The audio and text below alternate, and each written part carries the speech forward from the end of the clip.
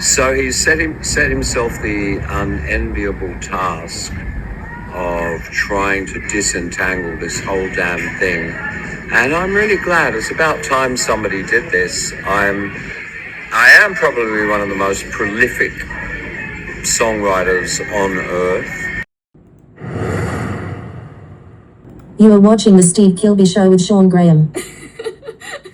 Hello everybody, welcome to another episode of the Steve Kilbey Show. I'm your host Sean, and we are here on location at 2323 Corinth Avenue. I've got my huge ass microphone.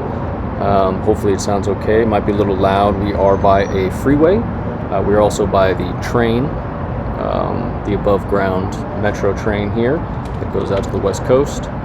We're also by an animal shelter. But 2323 Corinth Avenue is the location, one of 4 locations where the Church recorded their 5th album. A lot of people's favorite, or at least high up in there, and that album is Starfish. It is bright, as you can see. It's a very sunny day here in Southern California, Los Angeles, California. A beautiful day to record an episode of the Steve Kilbey Show. So it might be a little loud. Bear with me. We'll try to kind of power through this. I'll be holding this microphone, so I might limit some of what I can and can't show. I might put this down to do show and tell. Again, we're just trying something different today. Speaking of LA, I've got my Heat, the movie shirt on today too. We're just representing Los Angeles here. The Church came to LA to record this album. They were kind of figuring out their next move. Had been dropped by labels, needed to figure out who was going to pick them up. So here in California, Arista picked them up. The brainchild, I suppose, behind Arista is Clive Davis. Fun fact that I read about him, it's actually in the deluxe liner notes here on the deluxe CD for Starfish. Apparently Clive Davis, urban myth has it that CDs were named after Clive Davis. I highly doubt that's true, but that's an urban myth, which is kind of fun to think about. So they needed to figure it out. Arista picks them up. They don't want to release the ANZ part of the world, so Australia, New Zealand, and so Mushroom picks them up down there. So Starfish is on a 4-album deal with Arista here in the States, starting with Starfish. They're trying to figure out who they want to help produce this. The band members all have eclectic tastes, some things in common, but you know, the guitar dudes love some guitar heavy music like Jimi Hendrix and Jimmy Page and stuff like that, whereas Steve doesn't always love all of that to the same degree. So when they're trying to figure out a producer, apparently they all come to the realization that they love the Boys of Summer. So they try to find out, well, who produced that? Greg Ladagna. And so they meet up with Greg and Waddy Wachell. Probably saying their names wrong. Sorry, Greg and, you know, it is what it is, right? Greg and Waddy. But they meet up with those dudes, decide to make it happen here in Los Angeles, California. So they come out for 3 months. It's a 3-month, I think, from start to finish job out here in LA. They record, they rehearse, they record, they make the whole album out here in the Los Angeles area. They were holed up in Culver City, as far as I know, during their stay here in this very beautiful city of Los Angeles. It was apparently hot when they did it. It sounds very, very much like LA proper. It was hot during the day, cooled off at night from the chill from the ocean, which is lovely. It's part of the appeal of sunny California. However, the cost of living here is ridiculous. That's a whole nother thing we could talk about. But they're here for 3 months, bunkered down in Culver City, somewhere on Sepulveda, apparently, just down the street here. I didn't look that up, but if I can find that out, maybe I'll try to get a quick video of that so we can show that. But yeah, they lived somewhere here in Culver City, just down the street from the studio here on Corinth Avenue on Sepulveda. Corinth is this street I'm on right now, and this place, the Complex Studios, has been around since then. It's still a working studio. You can shoot, I think, film projects here as well as music stuff. It was pretty big at the time. Wasn't uncommon to see big stars of the time, big, you know, pop and rock stars of the 80s, of the late 80s in particular, here when the Church were making this album. You know, it was all kind of happening here. A lot of stuff, obviously a lot of recording studios and and mixing studios and whatnot here in Los Angeles. But they did a good portion of it here at 2323 Corinth Avenue in Los Angeles, the Complex Studios. So yeah, they come out. It's a 3-month thing. They're going to do some recording here, and as well as at these other these other places, which I wrote down, and I'll tell you what they are. We get some cars driving by, get people whistling. It's great. So we got the Complex, Village Recorder, Ocean Way Recording in Hollywood, and Record One. I looked these other 3 spots up, and I feel like they're not still there anymore.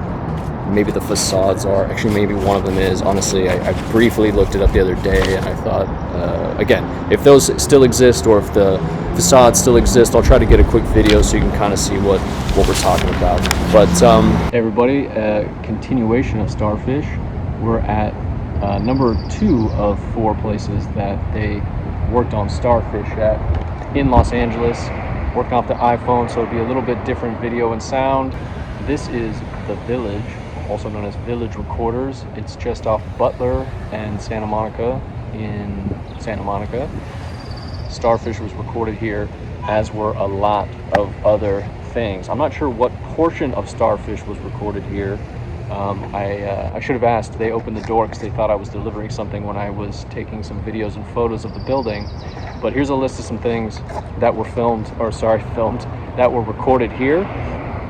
Soundtracks. A lot of soundtracks get recorded here. I keep saying filmed, which is big for me. I'm a big fan of movie soundtracks and scores. And in fact, over here there are some reserved placements for people who are probably about to do some stuff. T-Bone Burnett is one listed today, as is Thomas Newman, a great film composer who did here, in fact, Shawshank Redemption, which is a great film, great soundtrack. He also did a really interesting score for this movie I love called The Salton Sea, starring Val Kilmer and Vincent D'Onofrio. It's a really good movie if you've not seen The Salton Sea. And the score is really interesting. There's some like backward looping trumpet sounds and things like that in the score by Thomas Newman. So really good. I hope Thomas Newman pulls up when I'm recording this video. I'll tell him. Love that. The Bodyguard, of course, Whitney Houston, Kevin Costner. That score was done here. That was Alan Silvestri, if I remember right. Con Air, I'm a huge Nick Cage fan, so the Con Air soundtrack by Trevor Jones, I think, was done here. She's the One, Tom Petty and the Heartbreakers had recorded here at the Village. She's the One was a soundtrack that they worked on. That was done here as well. There's Something About Mary, an all-time classic comedy. And sticking with the Australian theme, the scores for Dead Poets Society as well as Master and Commander, both Peter Weir films. I am an enormous Peter Weir fan. Master and Commander is in my top 5 favorite movies of all time. Dead Poets Society is also fantastic.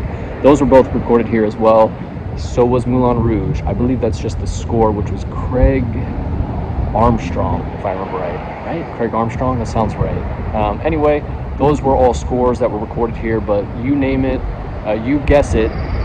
What am I trying to say?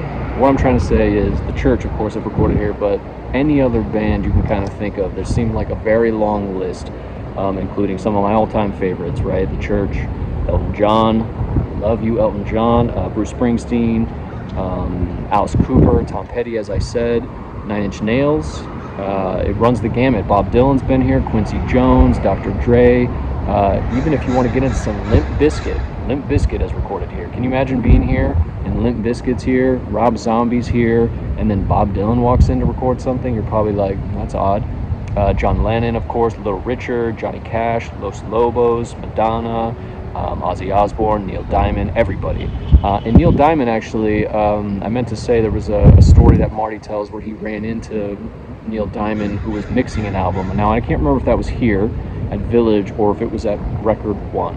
But at one of the 4 locations, Marty had a quick run-in with Neil Diamond, so I'm going to think that it was here, but it might have been Record One. Anyway, this is the Village. A couple videos to go along with it.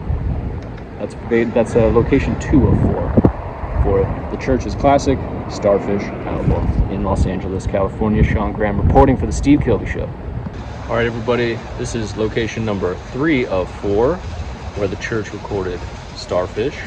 We are now in the Valley, and I highly recommend listening to Magician Amongst Spirits on your drive from where I was in Santa Monica.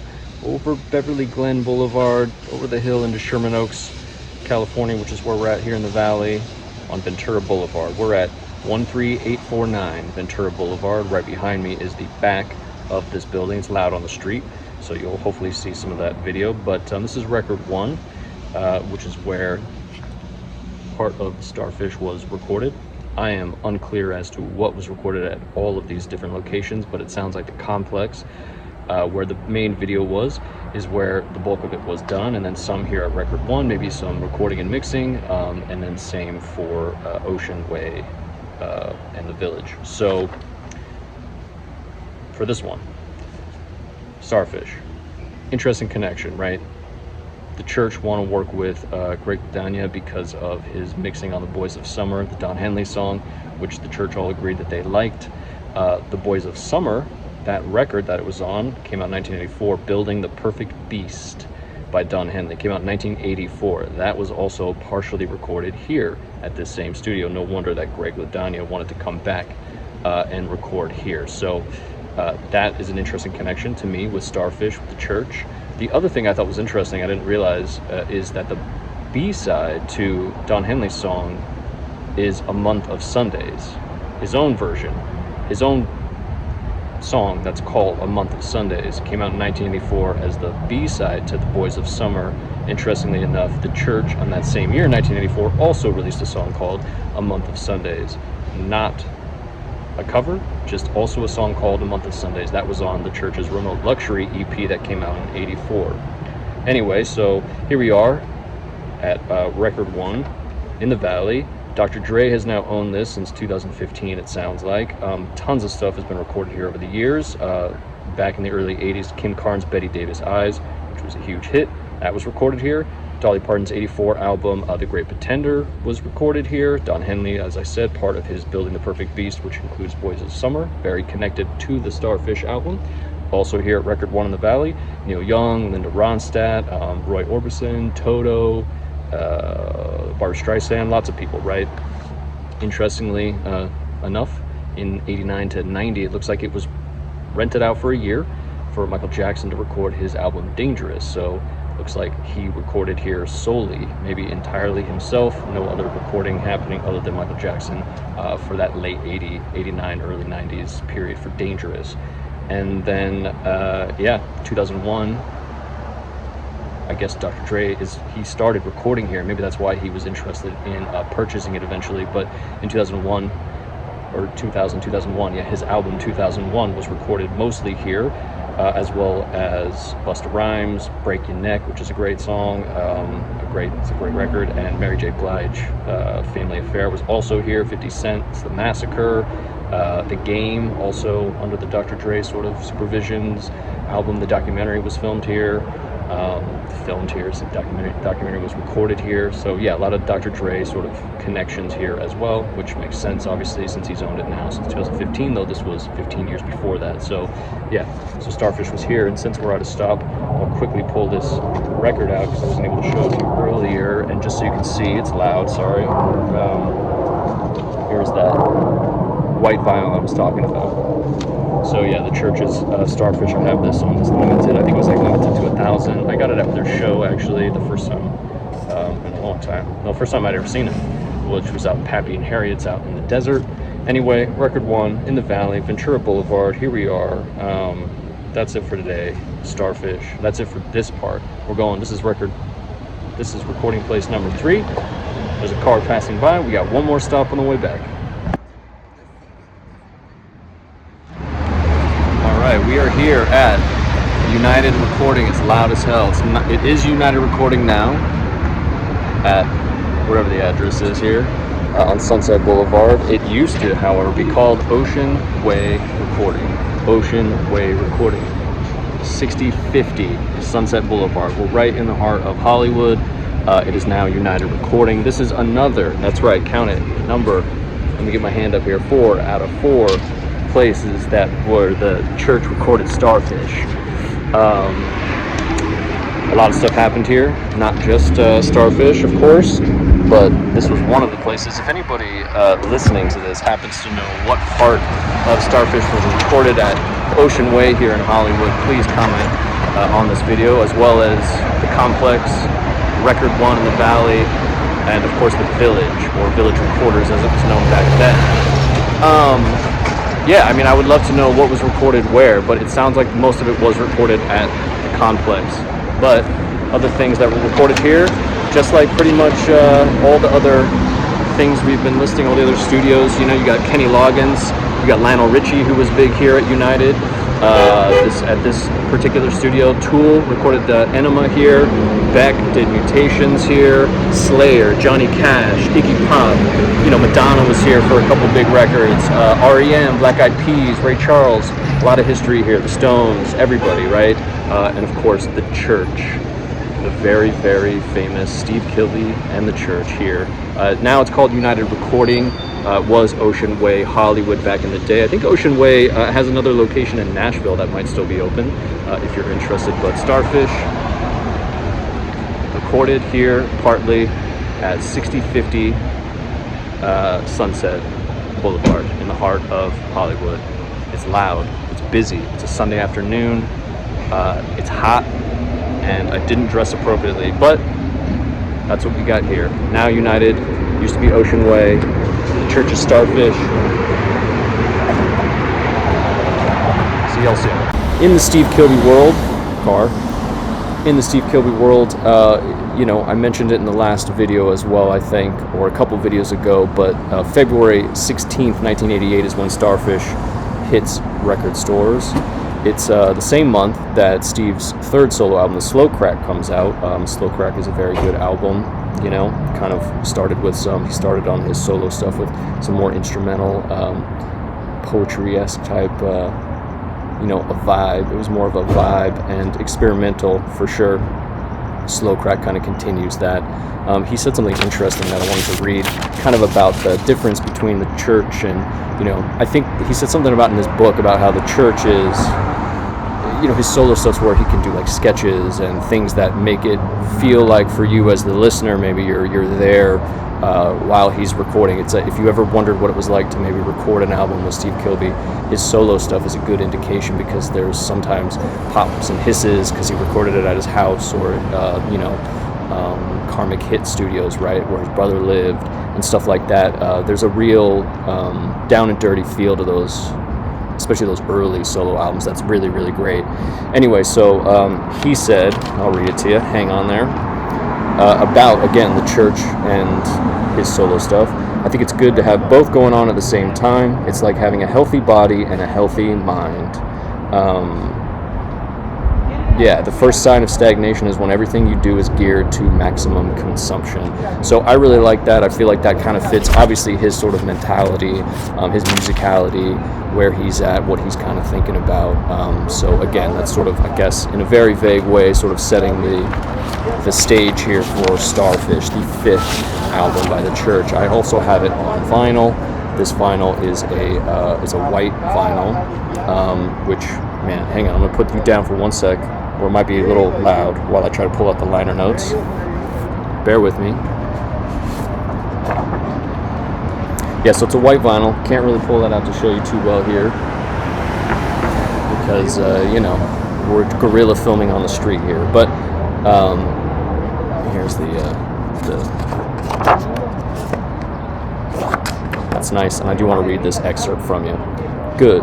Now and forever, music reaches and awakens. Swimming in the shallow end, down, down, remember. A need, a gnawing longing for what? Shapes and faces come slowly into mind. The Sandro Australian insects out there signaling. The sound of Dad's car in the drive, lying in the grass, watching the sky. The piano washes over thoughts, the smell of crushed mint. The ants which come out as it begins to get dark. Helplessness, planes, miles, upturn the lights. Child, oh child, the taste in our kitchen, not knowing the right words but wishing long and hard. Golden clouded moon, enveloped by the family, melting further the cracks in the pavement becomes chasms. Shrubs whispered, walls concealed, adult pleasures, a mere hint, and we're gone too. Forever, beautiful things, the shop that sold shadows, a walk down path towards our old home. Curio touch of past summers, the sheer weight of nostalgia, and cars passing by to go to Best Buy across the street. That's not in the liner notes. Emerging random memory in flux, falling fell the flowering kingdom, finding buried dead soldier years later, the sounds of a carnival way off in the valley, as abandoned nest, the sprinklers splash on in darkness, windows glimmer dim, waiting for her at the edge of the dusk, distance, our hesitant conversation, someone calling, a bucket full of starfish, warm rain, the long sleep, deep dream of now and forever good. So there you go. That's in the liner notes here for Starfish, which I always really liked. Yeah, I've kind of talked a lot, but not really a lot. You know what I mean? Sorry, I'm a little spazzy out here on the street. So we could talk about the songs themselves. I like picturing the church in Los Angeles at this time because I was not in Los Angeles in the late 80s, and I always think back on this time fondly when I see it in photos because, you know, you had the hair metal craze going on Sunset Strip, but to me, more importantly, you had the neon sign blasted Sunset Strip of yesterday, where you know, all the neon signs were big time out there, pumping out all that beautiful color all over the Sunset Strip day and night, as well as, like, you know, the old classic Marlboro Man sign, you know, Angeline, classic LA billboards, things like that just don't really exist, you know, anymore on the Sunset Strip that I sort of yearn for. So that's when they were here doing that kind of stuff. So the songs on this album, you know, everybody knows it. You know, I really like Starfish. I do feel like it's a bit, I don't want to say overrated, but, you know, it was the first one I bought. I think that's probably the case for a lot of people in the States anyway.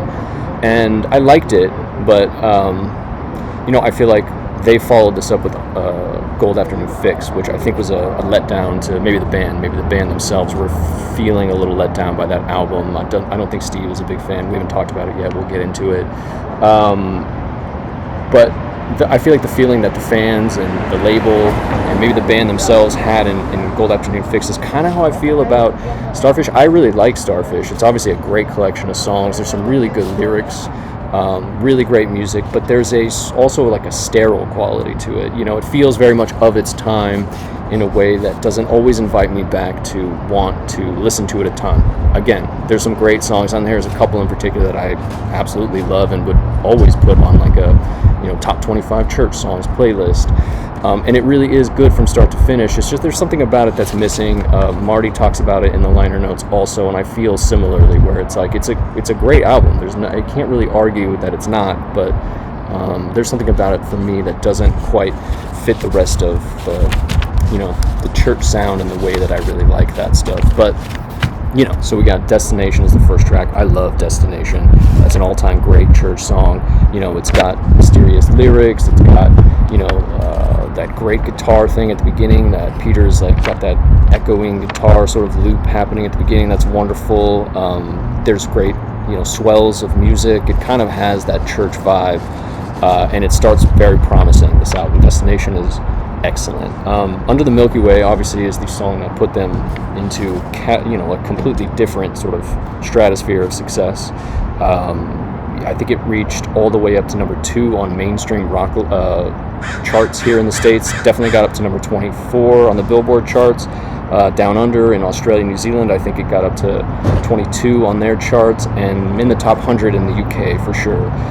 You know, it's a great song. It was written by Steve and his girlfriend at the time, Karen Jansen. It's obviously very good. I've talked about it before. It's not my favorite. It's one of those songs that, you know, if I was picking a live set list for him, I would probably, to the annoyance of most other fans, I would delete it from the set list because, you know, I've heard it. It's great. And there's a really wonderful feeling to the song, but I don't need to hear it that much more. You know what I mean? There's so many other like deep cuts and so many other sort of gems on their albums that I would prefer to hear live. Again, Under the Milky Way put them into a different sort of stratosphere of success, so I know that they're thankful for that, and you know, I am too, because it's really why I know them. So Under the Milky Way, great. Blood Money is track 3.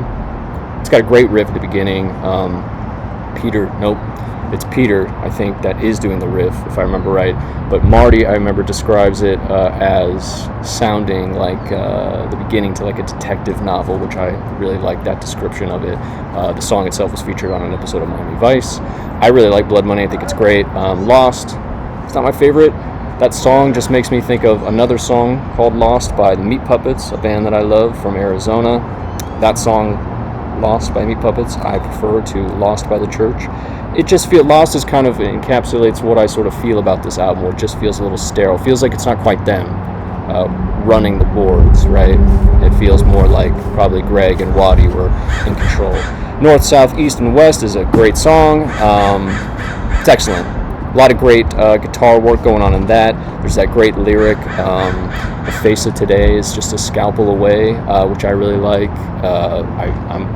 I'm assuming that was written here in Los Angeles, maybe about the city, the vibe that you get in the city, especially probably in the late 80s.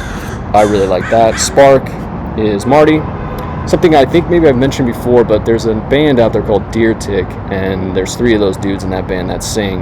You know, there's the lead singer, John McCauley, and then Ian O'Neill, who's the guitar player, one of the guitar players in that band, also sings. And this guy, Ian O'Neill, to me, sounds like, I wonder if he, when he was starting to sing, if he was like, oh, I want to sound like Marty, because there's a similar vibe in inflection in the way that they sing that I really like. So I'd be curious to know if Ian O'Neill from Deer Tick is watching the videos, which we all know he's not, but if he is, are you a Church fan, and were you listening to Marty thinking, love that?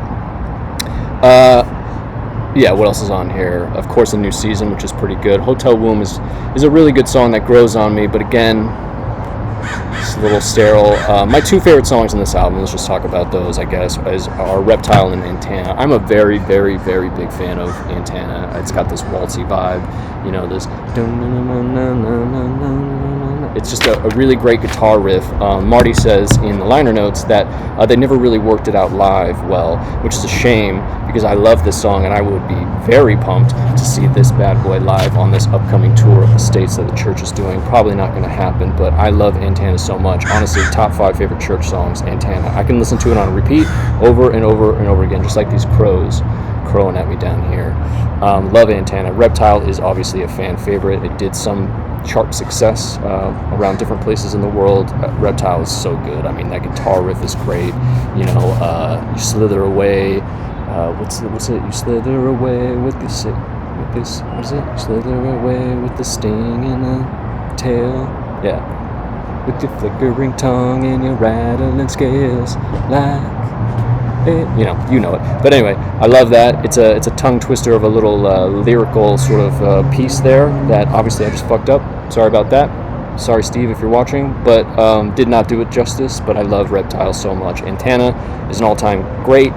It was put out as a single, I think, in Spain only. I looked at Discogs and it looked like it was only in Spain, which is great for me because I'm going to be going to Spain later this year, and I'm, you bet your ass, looking for that 7-inch single.